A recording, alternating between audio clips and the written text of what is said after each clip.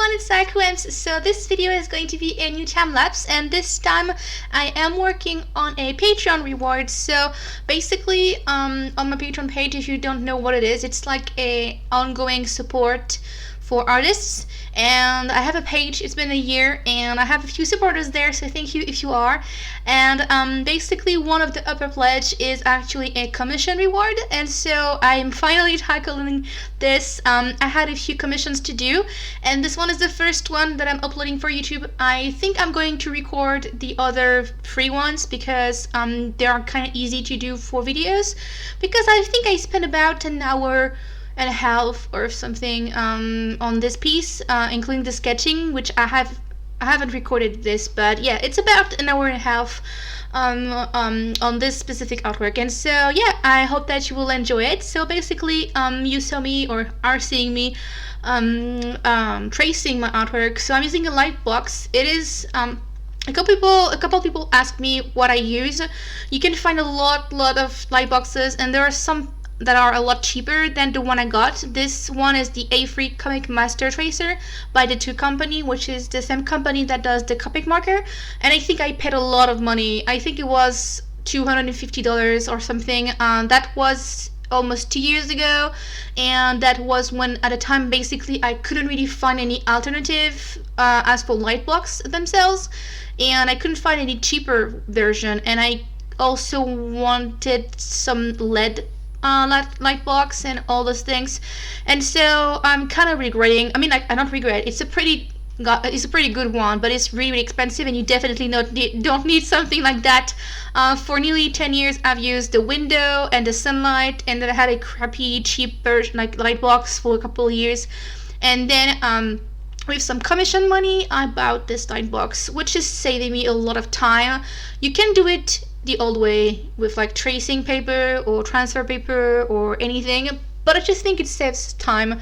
And so if you can invest and you're trying to find a way to transfer your artwork or your sketches, you can do that, but you can find a much more cheaper version of this. I don't know the brands, but you can try to find this.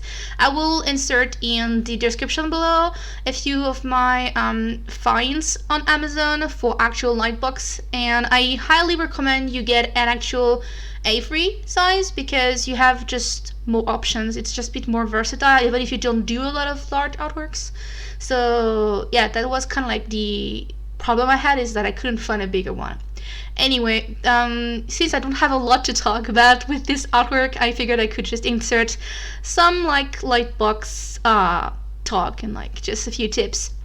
So back to the artwork for this specific piece. So she's called Ella, and it's basically just like a little portrait, nothing really fancy. This type of commission that I do for Patreon, they just are meant to be like just cool, like colored sketches, or just little doodles, or just simple artworks like portraits.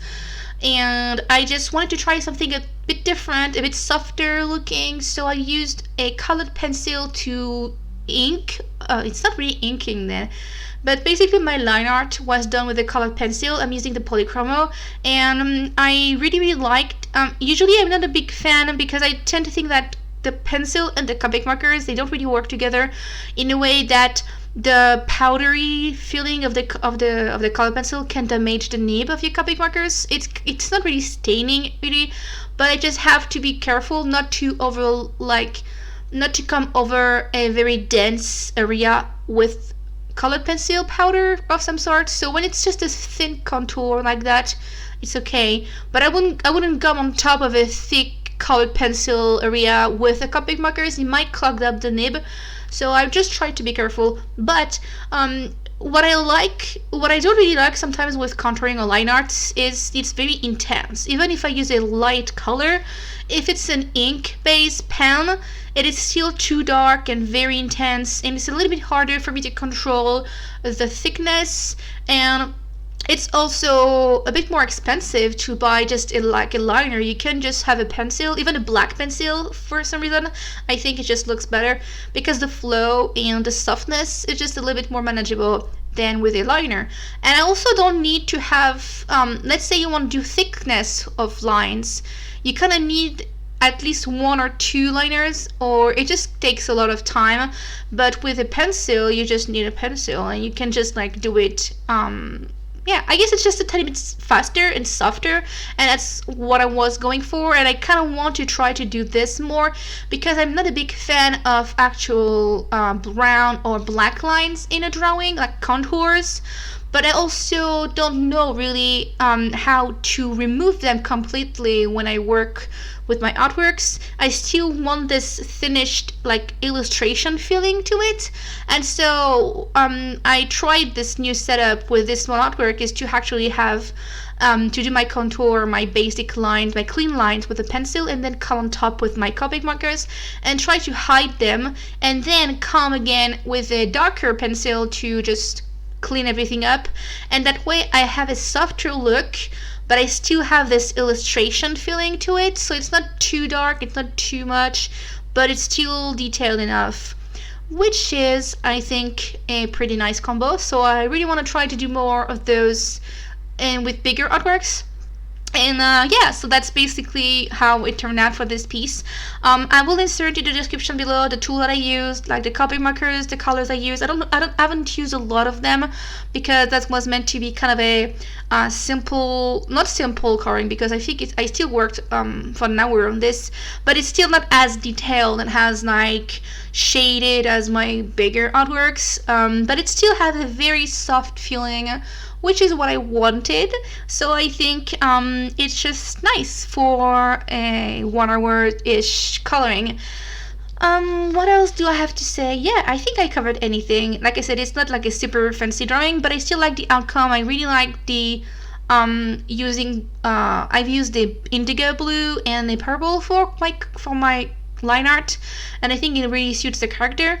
And I couldn't help myself but having still like rainbowish color, you know, like pinks and yellows and greens, but having a pink base on my artwork had me yeah, I'm trying to work towards this minimalistic way of coloring and not having too much colors or too much, like, I don't know, overworking, I guess. And I feel like I am finding the best like approach to let me have enough details but not overwork the details. So by having a limited palette with like I think about 10 markers and just 2 pencil, like, you know, I'm trying to have a limit use of, I don't know, I guess having a limited palette of color and forcing myself to just trying to get to the essential and like everything helps me a lot with achieving this softness look. And just, you know, I guess that's just what I was going for. But yeah, I talked for like 8 minutes. I didn't have anything to say about this piece, and I talked for 8 minutes. I guess I still had a few to say because I wanted to, yeah, just to explain why it looks kind of different from my previous artworks in a way that it's like I'm trying my best to find a way to have details and overall a very shaded, like contrasted artwork without spending 6 or 10 hours on a piece, and just trying to, I guess, just have the minimum, well, not the minimum, but like have not in it's hard to explain, have the smallest work like time for the better results, just finding my way to optimize everything, I guess. So I really like how it turned out, and if you are interested, basically, well, the original is not available because this is for a Patreon reward, but if you are interested, you can get a print on my shop, and if you want to get this type of commission, it's only on Patreon. So yeah, I think that's pretty much it for the video. Thank you for watching, guys. I'll see you next week. Bye bye.